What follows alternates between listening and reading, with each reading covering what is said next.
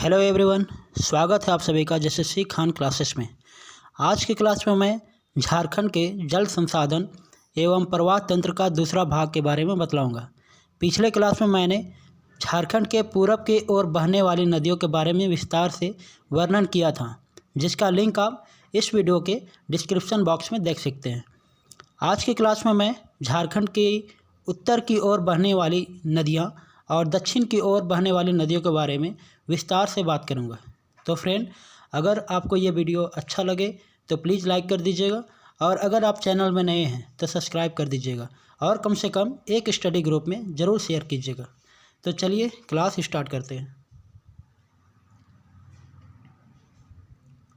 किसी भी भूभाग पर जल संसाधन और उसके प्रवाह तंत्र का विकास उस स्थान की संरचना, ऊंचावच, ढाल और वर्षा पर निर्भर करता है। ये चीज़ मैंने पिछले क्लास में भी बतलाया था कि किसी भी स्थान का जल संसाधन और उस नदियों का विकास उस स्थान की बनावट, ऊंचाई, ढाल और उस स्थान की वर्षा पर निर्भर करता है। और झारखंड का जो ढाल है वो मुख्यतः दो तरफ से है, एक उत्तर की ओर से है और दूसरा है दक्षिण और पूरब की ओर से। पिछले क्लास में मैंने पूर्वी अपवाह तंत्र के बारे में पूरे डिटेल से बतलाया था। आज की क्लास में दक्षिणी अपवाह तंत्र और उत्तरी अपवाह तंत्र के बारे में बात करूंगा। दक्षिणी अपवाह तंत्र दक्षिण की ओर बहने वाली नदियों में प्रमुख है दक्षिणी कोयल, शंख नदी, स्वर्णरेखा। कुछ अन्य नदियां भी हैं जैसे तजना, कांची, रोरो नदी, हरमो नदी, कारो नदी आदि। दक्षिणी कोयल नदी, यह नदी रांची के नगड़ी के दक्षिण भाग से निकलती है। यहाँ से निकलकर लोहरदगा और गुमला होते हुए सिंहभूम के रास्ते उड़ीसा में प्रवेश करती है और शंख नदी में जाकर मिल जाती है। तो इस नदी का उद्गम स्थल कहाँ है? रांची का नगड़ी, ठीक है। और इसका दक्षिणी कोयल नदी का अपवाह क्षेत्र लोहरदगा, गुमला और सिंहभूम। इसका मुहाना कहाँ है? शंख नदी। इनकी सहायक नदियाँ उत्तरी कारो नदी, दक्षिणी कारो नदी, उसरी और बरसोती। जहाँ जहाँ पर मैंने हाईलाइट किया है उसको आप ध्यान से देखिएगा, क्योंकि ये highlighted line exam point of view से बहुत ज़्यादा महत्वपूर्ण है। उत्तरी कारो नदी में ही कोयल कारो परियोजना का निर्माण किया गया था।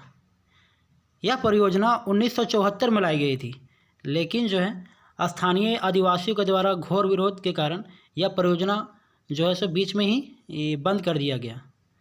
लेकिन किसी किसी बुक में लिखा हुआ रहता है कि वो परियोजना पर काम अभी भी चल रही है।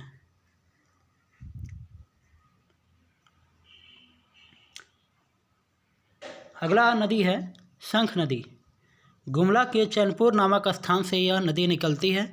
पाट क्षेत्र के दक्षिणतम छोर से इसका उद्गम होता है। यह नदी शुरू में संकरे और गहरी खाई का निर्माण करती है। तो इसका उद्गम स्थल कहाँ है? चैनपुर से यह नदी निकलती है और पाट क्षेत्र के दक्षिणतम छोर से इसका उद्गम होता है। कहने का मतलब पाट क्षेत्र जो है, पाट क्षेत्र किसको बोलते हैं?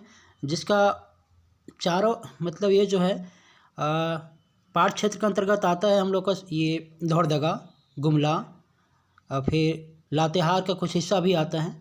तो ये सब पाट क्षेत्र कहलाते हैं। तो इसके किनारे किनारे एरिया में जो है सो काफ़ी ढलान होती है। और यहाँ पे क्या बता रहा है? दक्षिणतम छोर से, मतलब शंख नदी का जो उद्गम होता है वो पाट क्षेत्र का दक्षिणतम छोर होता है। तो यहाँ गुमला का दक्षिणतम छोर जो है सो पाट क्षेत्र का दक्षिण ही पड़ेगा। तो वही दक्षिणतम छोर से ही शंख नदी का उद्गम होता है। इसका आरंभिक बेसिन क्षेत्र, और यहाँ पे ये ध्यान दीजिएगा, यह नदी शुरू में संकरा और गहरा खाई का निर्माण करती है। इसका आरंभिक बेसिन क्षेत्र अंडाकार आकृति का है, जिसे बरवे का मैदान या ऊपरी शंख बेसिन कहा जाता है। इसकी सहायक नदियाँ लावा, कोक, केदार है और इस नदी की लंबाई 240 किलोमीटर है। गुमला जिले में यह नदी सदनी घाघ जलप्रपात का निर्माण करती है। सदनी घाघ जलप्रपात कहाँ पे है? गुमला में। और किस नदी में है ये जलप्रपात? शंख नदी में। ठीक है। स्वर्णरेखा नदी, इस नदी का उद्गम रांची जिला के नगड़ी गांव से होती है। कहाँ से होती है? रांची जिला के नगड़ी गांव से। यह एक बरसाती नदी है जो गर्मी में सूख जाती है। इस नदी का सहायक नदी काची, खरकई, राढ़ू नदी और कुछ अन्य नदी भी है, जैसे संजय, कसाई, काकरो और जोमारो नदी।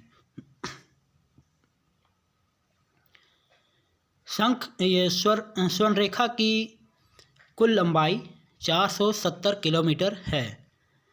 कितनी लंबाई है? 470 किलोमीटर। स्वर्णरेखा रांची से 28 किलोमीटर उत्तर पूर्व दिशा में हुंड्रू जलप्रपात का निर्माण करती है, जहां से यह 320 फीट यानी 74 मीटर की ऊंचाई से गिरती है। रांची से जो ये स्वर्णरेखा नदी जो है, रांची से 28 किलोमीटर उत्तर पूर्व दिशा में एक हुंड्रू जलप्रपात का निर्माण करती है। इसकी ऊंचाई कितनी है? 74 मीटर। अगर फीट में बात किया जाए तो 320 फीट। ठीक है। और इस चीज़ को भी आप ध्यान दीजिएगा कि रांची से कितना किलोमीटर दूर है, क्योंकि एग्ज़ाम में ये भी पूछता है। और किस दिशा में, इसको भी आप ध्यान में रखिएगा, क्योंकि एग्ज़ाम का क्वेश्चन का जो पैटर्न है कभी भी चेंज हो जाता है। इस वजह से हम लोग को हर वे से तैयार होकर एग्ज़ाम हॉल में जाना है। राढ़ू नदी, राढ़ू नदी भी ये स्वर्णरेखा का एक सहायक नदी ही है। राढ़ू नदी इसकी सहायक नदी है। यह जोन्हा के पास जलप्रपात का निर्माण करती है। यह जलप्रपात गौतम धारा जलप्रपात के नाम से जाना जाता है। इसकी ऊंचाई 150 फीट है। राढ़ू नदी में कौन सा जलप्रपात है? गौतम धारा जलप्रपात। और इस जलप्रपात की ऊंचाई कितनी है? 150 फीट। ठीक है, नोट कर लीजिएगा कि गौतम धारा जलप्रपात राढ़ू नदी में है। काची नदी दसम फॉल का निर्माण करती है। और दसम फॉल किस में है? कांची नदी में। कांची नदी कौन है? यह स्वर्णरेखा की एक सहायक नदी है।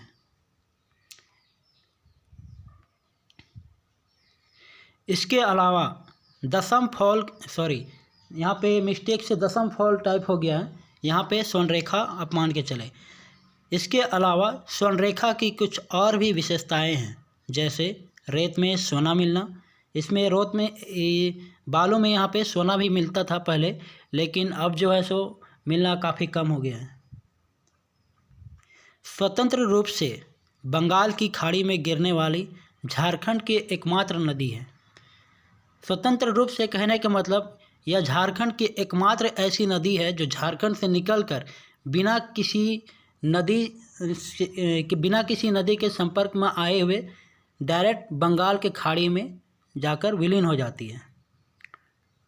इस वजह से इसे स्वतंत्र रूप से बोला गया है। दक्षिण की ओर बहने वाली कुछ अन्य नदियाँ, कुछ छोटी छोटी नदियाँ भी हैं जिनके बारे में मैं यहाँ पे मेंशन किया हूँ, क्योंकि एग्ज़ाम में कुछ भी पूछ सकता है। ये जो नदी को मैं यहाँ पे मेंशन किया हूँ, ये सभी बुक्स में नहीं मिलेंगे। इस नदी का उद्गम बुंडू तमाड़ से होती है, जिसका मुहाना कारो नदी है। इस नदी का उपवा क्षेत्र रांची और खूंटी है। तजना नदी का उद्गम कहाँ से होता है? उद्गम मतलब निकलता कहाँ से है? बुंडू तमाड़ से। और इस नदी का मुहाना कारो नदी पे है। और यह नदी रांची और खूंटी से होकर बहती है। इस नदी का अपवाद क्षेत्र में असुर सभ्यता का अवशेष मिलते हैं। ये बहुत ज़्यादा इम्पोर्टेंट है, इसको नोट कर लीजिएगा आप लोग।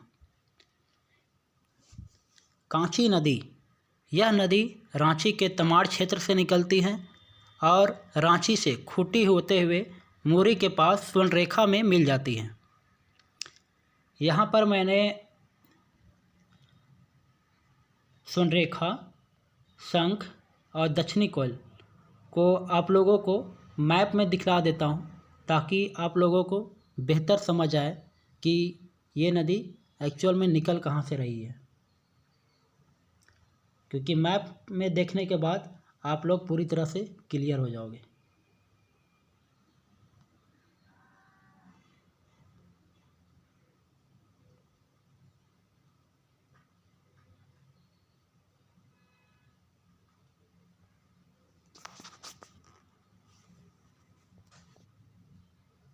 सॉरी, अभी मैं यहाँ पे शो नहीं कर सकता हूँ क्योंकि कुछ टेक्निकल ख़राबी है यहाँ पे, है ना। तो मैं ड्रॉ करने की कोशिश कर रहा था, लेकिन मैं ऐसे ही बतला देता हूँ आप लोगों को। यहाँ पर आप उड़ीसा जो देख रहे हैं, इसके ऊपर जो ब्लू कलर का जो लाइन है वो गुमला से निकलते हुए यहाँ पे आप दिख रहा होगा आप लोगों को। तो ये है शंख नदी। और इसके बाद जो है यहाँ पे सिमडेगा प्लेटियो के बाद वाला यहाँ पे जो है तो रांची प्लेटियो एक दिख रहा होगा बीच में आप लोगों को। तो वहाँ से एक ब्लू कलर का लाइन निकल रहा है जो यहाँ पे साउथ कोयल जो दिख रहा है यहाँ पे, जो मैंने जूम करके दिखा रहा हूँ आप लोगों को। ये इस ब्लू लाइन की बात कर रहा हूँ मैं। ये ब्लू लाइन जो है सो कहाँ से निकल रही है? साउथ प्लेटियो से मतलब दक्षिणी पठार से, है ना। दक्षिणी पठार मतलब रांची का पठार से ये निकल रही है, जो कहाँ जाकर मिल रही है, जो सीधे उड़ीसा में प्रवेश करके यहाँ पे शंख नदी में मिल जा रही है। यहाँ पे देखिए शंख नदी में मिल जा रही है। वहीं स्वर्णरेखा नदी की अगर बात करें तो ये भी रांची के नगड़ी क्षेत्र से निकलती है और सिंहभूम होते हुए यहाँ पे देखिए आप, यहाँ पे ये सिंहभूम होते हुए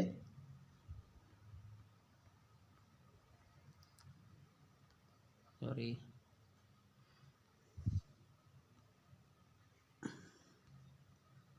थोड़ा सा टेक्निकल प्रॉब्लम हो रहा है, इसके लिए माफ़ी चाहूँगा आप लोगों से। यहाँ पे देखिए कि स्वर्णरेखा नदी जो है सो यहाँ सिंहभूम से होते हुए ये उड़ीसा में प्रवेश करती है और उड़ीसा के बाद सीधे गंगा में जाके विलीन हो जाती है। ठीक है।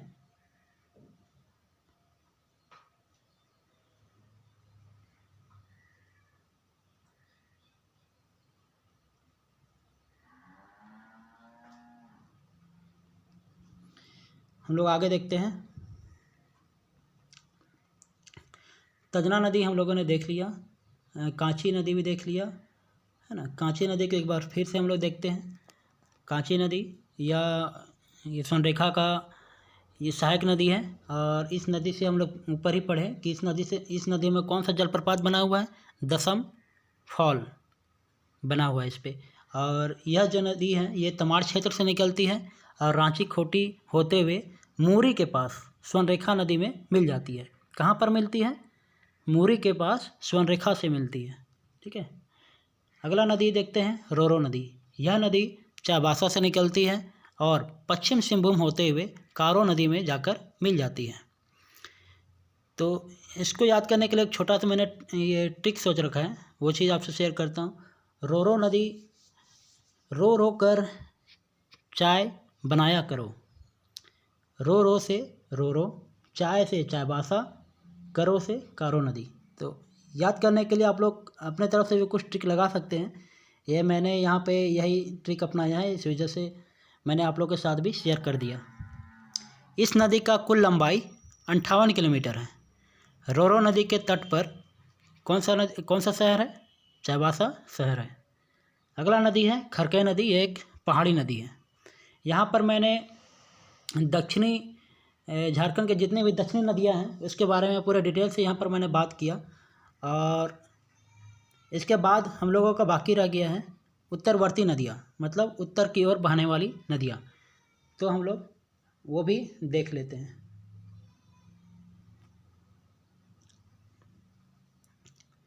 उत्तरवर्ती नदियाँ उत्तरी अपवाह तंत्र के अंतर्गत निम्न सारी नदियाँ आती है, जैसे सोन नदी।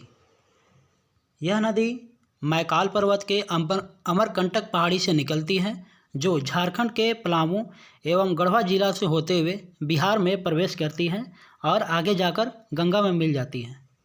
यहाँ पे देखिए, इसको भी मैं मैप में दिखाना चाहूँगा आप लोगों को। यहाँ पे देखिए, ये सोन नदी मैकाल पर्वत के अमरकंटक पहाड़ी से निकलती है, जो झारखंड के पलामू और गढ़वा जिला से होते हुए बिहार में प्रवेश करती है और आगे जाकर गंगा में मिल जाती है। यहाँ पर आप मैप में देखेंगे तो ज़्यादा बेहतर समझ में आएगा। यहाँ पे देखिए, मैं जूम करके दिखलाता हूँ आप लोगों को। ये जो लाइन है ब्लू कलर की लाइन, ये सोन नदी का ये लाइनिंग है जहाँ से ये सोन नदी होकर बहती है। सोन नदी अमरकंटक की पहाड़ी कहाँ पे है? अमरकंटक की पहाड़ी यहाँ पे, ये छत्तीसगढ़ में पड़ती है अमरकंटक की पहाड़ी। यहाँ से निकलकर सोन नदी गढ़वा के उत्तरी, गढ़वा और पलामू के उत्तरी सीमा बनाती हुई बिहार में प्रवेश करती है। ये देख रहे हैं आप, बिहार में प्रवेश करती है और गंगा में जाकर मिल जाती है। ठीक है,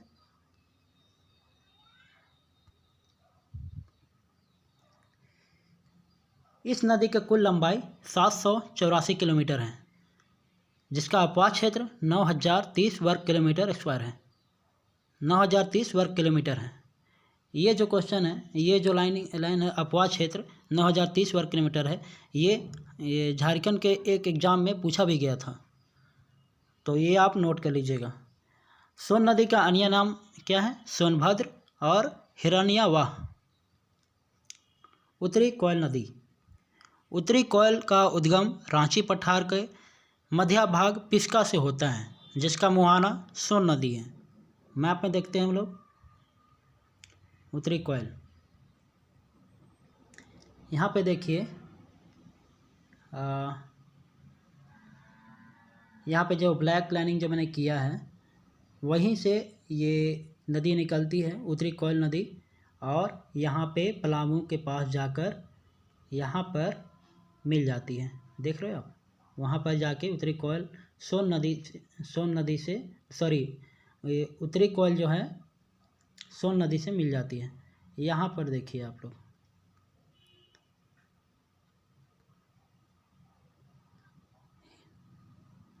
यहाँ पे ये गई, यहाँ से बहते हुए ऊपर आप देख रहे हो, यहाँ से सोन नदी में मिल जाती है। ठीक है, एक्चुअली थोड़ा यहाँ पे टेक्निकल प्रॉब्लम है, अदरवाइज़ मैं ड्रॉ करके भी बता सकता था आप लोगों को, लेकिन यहाँ पे कुछ कारण से मैं आप लोगों को ड्रॉ करके नहीं दिखा पा रहा हूँ। यहाँ पे उत्तरी कोयल के बारे में आगे देखते हैं। इसका उद्गम स्थल रांची पठार का पिस्का बाग से होता है और मुहाना सोन नदी है। ठीक है, इस नदी का कुल लंबाई 260 किलोमीटर है। इसकी सहायक नदियाँ अमानत, औरंगा और बूढ़ा नदी है। इस नदी का अपवाद क्षेत्र गढ़वा, पलामू, लातेहार है। यह नदी कहाँ कहाँ से होकर बहती है? गढ़वा, पलामू और लातेहार। एक्चुअली इसका जब उद्गम होता है ये उत्तरी कोयल का, तो ये रांची से निकलकर सीधे लातेहार में इंटर करती है। लातेहार से वो पलामू में और फिर गढ़वा में इंटर करती है, और गढ़वा में वो सोन नदी से मिल जाती है, जहाँ से जो इसका मुहाना हुआ, उत्तरी कोयल का मुहाना सोन नदी। बूढ़ा नदी उत्तरी कोयल से सिरंदाग घाटी के पास मिलती है।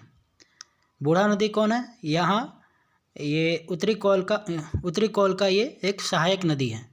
ये उत्तरी कोयल से कहाँ पर मिलती है? सिरंदाग घाटी के पास। बूढ़ा घाघ इसी नदी पर है। बूढ़ा घाघ जलप्रपात इसी नदी पर है, जो झारखंड का सबसे ऊंचा जलप्रपात है। इसकी ऊंचाई 466 फीट है और मीटर में बात करें तो 142 मीटर है। बहुत ज़्यादा इम्पोर्टेंट है, आप लोग इसे नोट डाउन कर लें।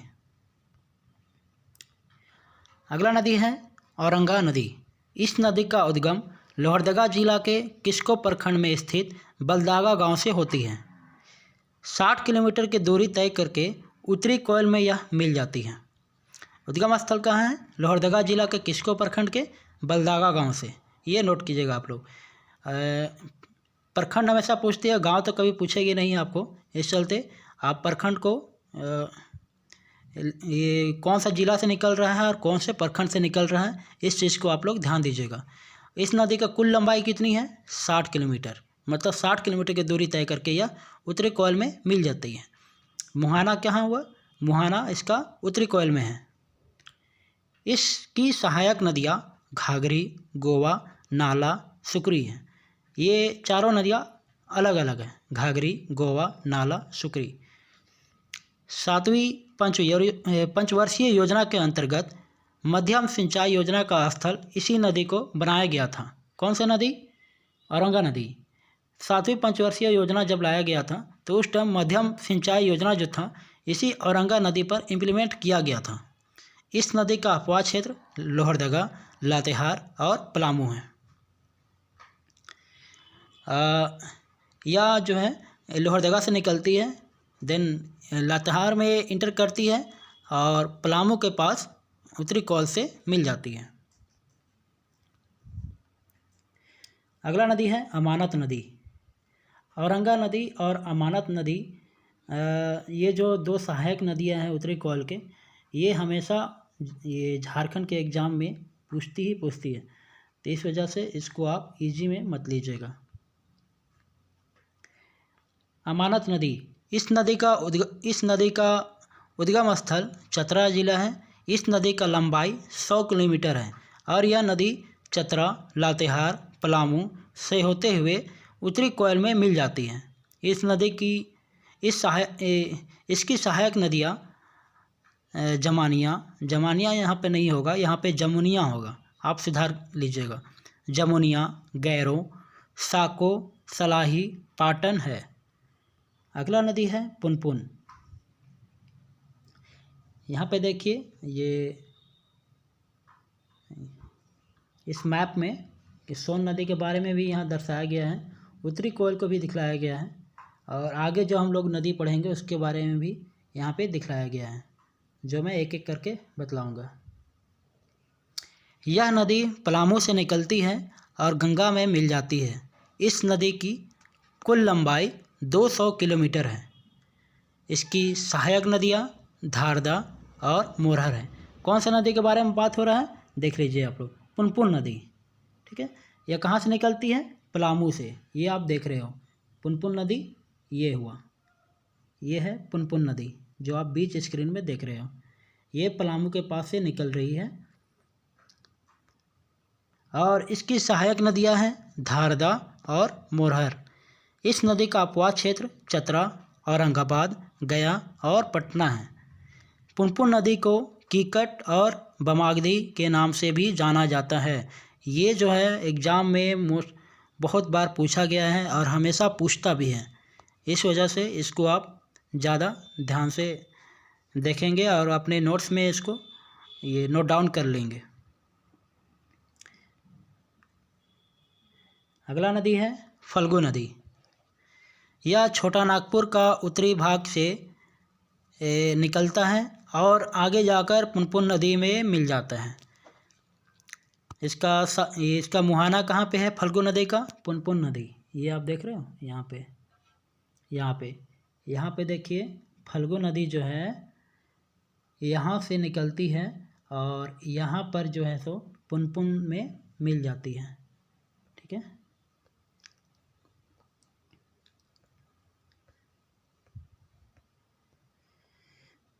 फल्गु नदी का मुहाना पुनपुन नदी। इसकी सहायक नदी निरंजना और मोहना है। निरंजना का अन्य नाम क्या है? दूसरा नाम क्या है? लीलाजन। ठीक है, ये चीज़ नोट कीजिएगा। फल्गु नदी को अंतःसलीला के नाम से भी जाना जाता है। किस नाम से जाना जाता है फल्गु नदी को? अंतःसलीला के नाम से जाना जाता है। फल्गु नदी की कुछ अन्य विशेषताएं भी हैं, जैसे पितृपक्ष के समय स्नान एवं पिंडदान देने हेतु यहाँ लोग आते हैं। झारखंड में केवल उद्गम और इसका अपवाह मुख्यतः बिहार राज्य में है। ठीक है, तो यहाँ पर इसकी दो विशेषताएं बतलाई गई है। पितृपक्ष में स्नान और पिंडदान देने के लिए लोग यहाँ पर आते हैं और दूसरा ये है कि झारखंड का यह एकमात्र ऐसा नदी है जिसका झारखंड में ही उद्गम होता है लेकिन अपवाह बिहार में होता है। तो ये इसकी दूसरा विशेषता है। और ये क्वेश्चन पूछता भी है कि कौन सा ऐसा नदी है जो झारखंड में उद्गम होती है लेकिन बहती बिहार में है? तो इसका आंसर फल्गु होगा। सकरी नदी, इस नदी का उद्गम उत्तरी छोटा नागपुर का पठार है और मुहाना गंगा का ताल क्षेत्र है। ये आप देख रहे हो, यहाँ पे मैप में दिखलाता हूँ आप लोग को। यहाँ पे जो सर्पाकार में है यहाँ पे ये ओवर ड्रॉ हो गया है, इसलिए थोड़ा माफ़ी चाहूँगा आप लोगों से। यहाँ पे जो आप सर्पाकार में है वो है सकरी नदी। ये सीधे जाके ऊपर जो आप ब्लू लाइन जो देख रहे हैं वो है गंगा नदी। सकरी नदी सीधे जाकर गंगा नदी में मिल रही है। ठीक है, देख रहे हो ये झारखंड में किस जगह से निकल रही है, आप मैप से भी पता कर सकते हो। और इस सकरी नदी की सहायक नदियाँ कियोल और मोरहर हैं। सहायक नदियों के बारे में भी अक्सर पूछा जाता है, लोग इसे सहायक नदी है ये बोल के काफ़ी हल्के में लेते हैं, लेकिन आजकल का जो पैटर्न है वो काफ़ी चेंज हो रहा है। और ये जो मुखिया नदियाँ हैं जैसे कि दक्षिणी कोयल है, उत्तरी कोयल है, सोन नदी, चाहे ये जितना भी स्वर्णरेखा नदी, ये सब के बारे में क्वेश्चन जो है सो बहुत बार पूछा जा चुका है। इस चलते एग्जामिनर का भी जो है क्वेश्चन पूछने का तरीका काफ़ी चेंज हो चुका है। और स्टूडेंट को मतलब कुछ ऐसे क्वेश्चन देते हैं जिससे वो अक्सर फंस जाते हैं, और फंसते इन्हीं सब क्वेश्चन में हैं जो छोटे होते हैं तो स्टूडेंट अक्सर जो है उसको इजी में ले लेते हैं, जिसके वजह से वो एग्ज़ाम हॉल में फंसी जाते हैं। इस वजह से हम लोगों का हर लाइन को हम लोग को प्रिपेयर करके जाना है, हर चीज़, हर छोटी से छोटी चीज़ को हम लोग अपने दिमाग में रखना है। इसकी सहायक नदियाँ कियोल और मोरहर हैं। सकरी नदी को सुमागधी नाम से भी जाना जाता है। सकरी नदी का रामायण में सुमागधी के नाम से वर्णन हुआ है। सकरी नदी को किस नाम से जाना जाता है? सुमागधी। और ये सुमागधी जो नाम है वो रामायण में भी जिक्र हुआ है। मार्ग बदलने में यह कोसी की तरह ही बदनाम है। कोसी कहाँ की नदी है? बिहार की नदी है। ये अक्सर जो है सो अपना मार्ग बदल देती है, जिसके वजह से बिहार में हमेशा जो है सो ज़्यादा वर्षा होने पे वहाँ पे बाढ़ का कारण बनती है। और इसी तरह ये सकरी नदी जो है वो झारखंड के लिए कुख्यात है, क्योंकि यह कोसी की तरह ही अपना मार्ग बदलते रहती है। तो ये आप नोट कीजिएगा, इसके बारे में भी ये एग्ज़ाम में बहुत ज़्यादा पूछा जाता है। लास्ट नदी है जो उत्तर की ओर बहती है वो है चानन नदी। यह नदी भी छोटा नागपुर के पठार से निकलती है, जिसका मुहाना सकरी नदी है। यहाँ पे सक्रिया टाइप हो गया है, वो आप सुधार कर लीजिएगा। इसका चानन नदी जो है सो छोटा नागपुर से निकलती है, छोटा नागपुर के पठार से, और इसका मुहाना सकरी नदी है। मैप में दिखलाता हूँ आप लोगों को। यहाँ पे देखिए, ये जो है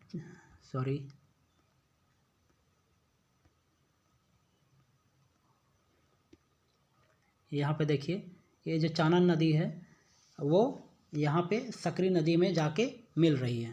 ठीक है,